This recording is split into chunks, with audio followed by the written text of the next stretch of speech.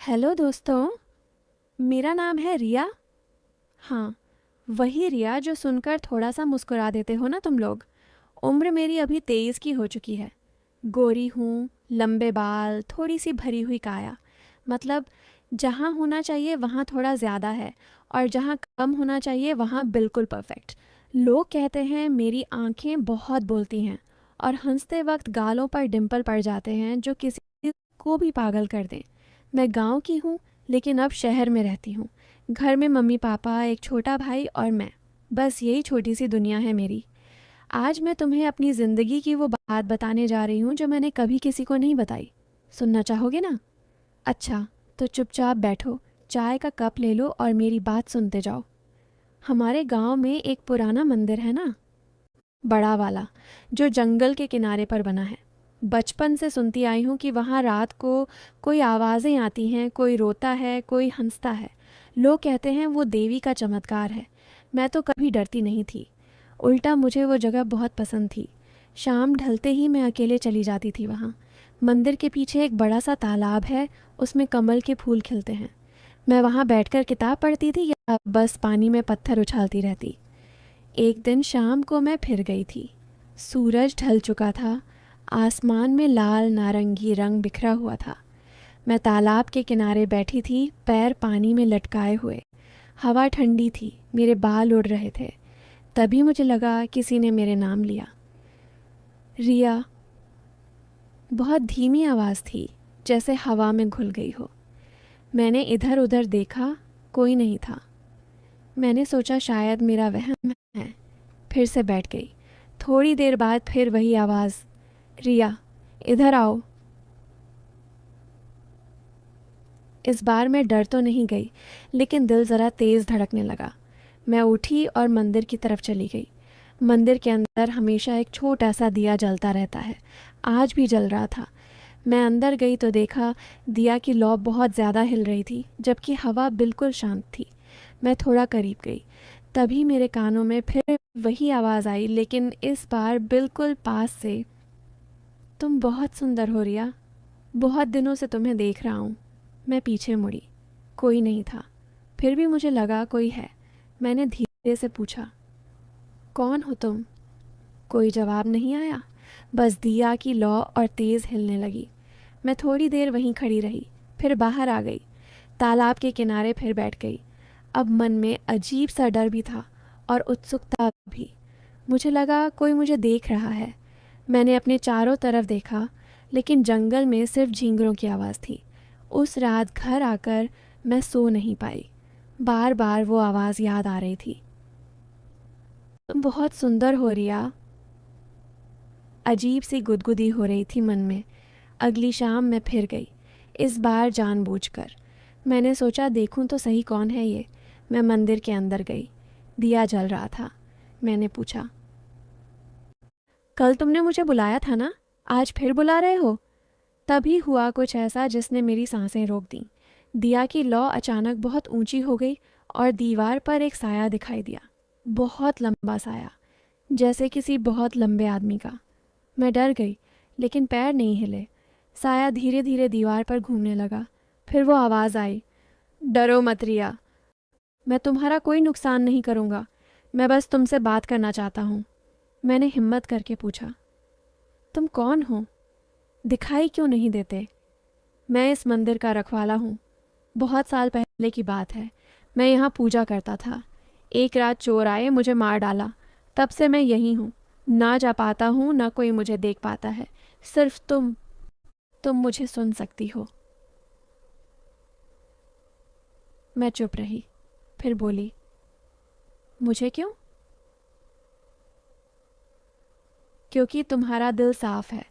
तुम यहाँ आती हो अकेले, बिना डरे। तुम फूल चढ़ाती हो, दिया जलाती हो। तुम्हारी आंखों में वो बात है जो सालों से मैं ढूंढ रहा था। मैं वहाँ बैठ गई, ज़मीन पर, और उससे बातें करने लगी। उसका नाम था वीरेंद्र। उम्र उस वक्त 28 साल थी जब वो मरा था। वो बहुत हंसता था बात करते वक्त। उसकी आवाज़ में एक अजीब सी गर्माहट थी। मैं घंटों बैठी रही उस दिन। जब लौ शांत हुई तो मुझे समझ आ गया कि वो चला गया। मैं घर आई, लेकिन मन वहीं रह गया। अब रोज़ शाम को मैं वहाँ जाने लगी, कभी मंदिर के अंदर, कभी तालाब के किनारे। वो आता, हम बातें करते। वो मुझे गांव की पुरानी कहानियाँ सुनाता, कभी अपनी ज़िंदगी की बातें, कभी मेरी। वो कहता, रिया तुम्हारी हंसी सुनकर लगता है जैसे मैं फिर से जी रहा हूँ। मैं शर्मा जाती। वो कहता, तुम्हारे बाल बहुत अच्छे हैं, जब हवा में उड़ते हैं तो लगता है बादल उड़ रहे हों। धीरे धीरे मुझे उसकी आदत हो गई। मैं दिन भर उसका इंतज़ार करती। शाम होते ही तैयार होकर निकल जाती। मम्मी पूछती, कहाँ जाती है रोज़? मैं कहती, दोस्त के यहाँ। वो चुप हो जाती। एक शाम मैं गई तो वो बहुत उदास था।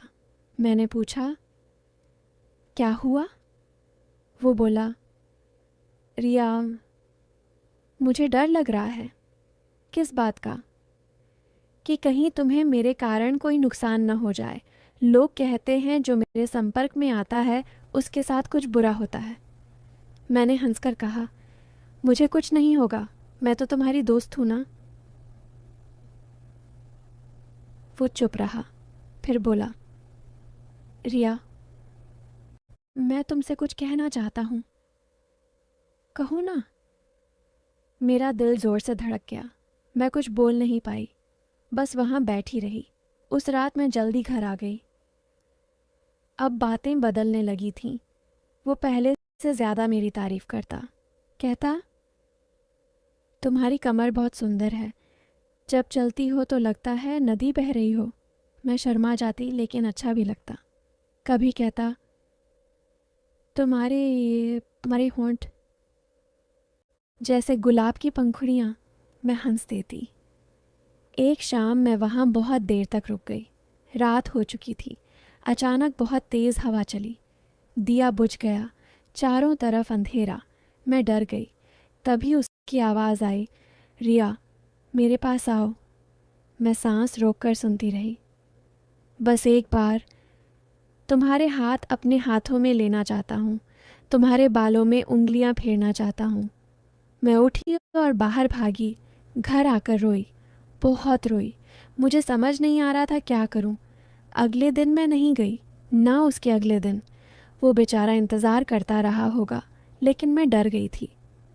तीसरे दिन मम्मी ने कहा, रिया, तू उदास उदास क्यों रहती है? कुछ हुआ है क्या? मैंने कुछ नहीं कहा। शाम को मैं फिर गई। वो वहाँ था। बोला, मैंने तुम्हें डरा दिया ना, माफ़ कर दो मुझे। मैं बस इतने सालों बाद किसी से इतना करीब महसूस किया। मैं कुछ गलत नहीं करना चाहता था। मैंने कहा, मुझे भी तुम अच्छे लगते हो वीरेंद्र, लेकिन तुम तो हाँ, मैं तो अब सिर्फ एक साया हूँ। मैं तुम्हें कभी छू नहीं सकता, कभी तुम्हारे साथ चल नहीं सकता। मैं बस तुम्हारी आवाज़ सुन सकता हूँ, तुम्हें देख सकता हूँ। हम दोनों चुप हो गए। उस दिन हमने बहुत देर तक बात की। पुरानी बातें, हंसी मजाक। वो फिर से पहले जैसा हो गया। धीरे धीरे महीने बीतने लगे। मैं अब समझ गई थी कि वो मुझसे वो कभी ज़बरदस्ती नहीं करता था, बस मेरे साथ वक्त बिताना चाहता था। मैं भी अब बिना डरे वहाँ जाती। कभी मैं गाना गाती, वो सुनता। कभी मैं कविता सुनाती। वो कहता, रिया, तुम्हारी आवाज़ में जादू है। एक दिन मैंने उससे कहा, वीरेंद्र, तुम्हें मुक्ति चाहिए ना? वो चुप रहा, फिर बोला, हाँ, लेकिन उसके लिए किसी को मेरी आखिरी इच्छा पूरी करनी होगी। क्या है वो इच्छा? कि कोई मेरे लिए पूरे मन से प्रार्थना करे, मेरे नाम का दिया जलाए और मुझे विदा कहे। मैं रो पड़ी। बोली, मैं नहीं कर पाऊँगी। वो बोला, एक दिन करना पड़ेगा रिया। मैं यहाँ फंसा हुआ हूँ, मुझे शांति चाहिए। उसके बाद मैं और उदास रहने लगी। मैं नहीं चाहती थी कि वो जाए, लेकिन मैं ये भी जानती थी कि उसे यहाँ रोकना गलत है। फिर एक दिन मैंने फ़ैसला कर लिया। मैं शाम को गई, बहुत सारे फूल ले गई, दिया जलाया। मैंने बहुत देर तक प्रार्थना की। फिर बोली, वीरेंद्र, तुम जा सकते हो, मैं तुम्हें आज़ाद करती हूँ।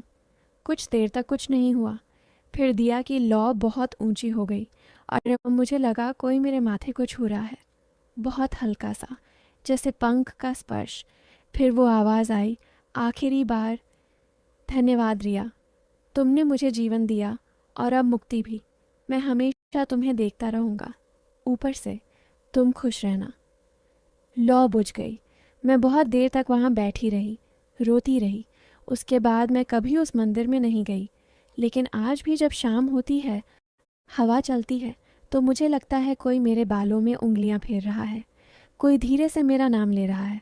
दोस्तों, ये थी मेरी और वीरेंद्र की कहानी, जो कभी पूरा नहीं हुआ लेकिन फिर भी पूरा था। न कोई छुआ न कोई गलत हुआ, बस दो दिल मिले थे, एक जिंदा, एक जो जिंदा नहीं था। अब तुम बताओ, कैसी लगी कहानी?